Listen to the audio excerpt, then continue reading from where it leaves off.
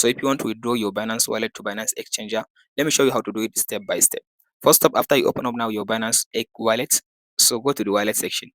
Now go to this option at the bottom, right side, asset.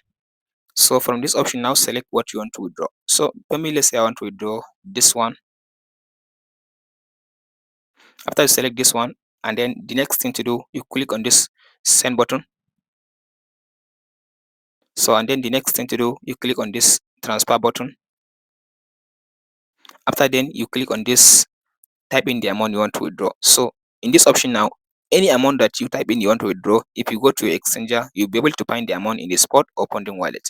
Just click on this continue, type on this option, type in the amount.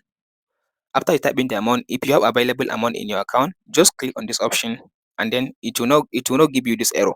So the reason why I get this error now is just because I don't have the amount in my Binance wallet. That's why. So if you have the amount in your Binance wallet, it will not give you this option. Just type in the amount and click on the continue button. By clicking on the continue button, from there the amount will be sent into your Binance exchanger. And that's it, guys. From there now you withdraw your Binance wallet to exchanger. Hope this video helps. Like, subscribe. We'll meet in the next one.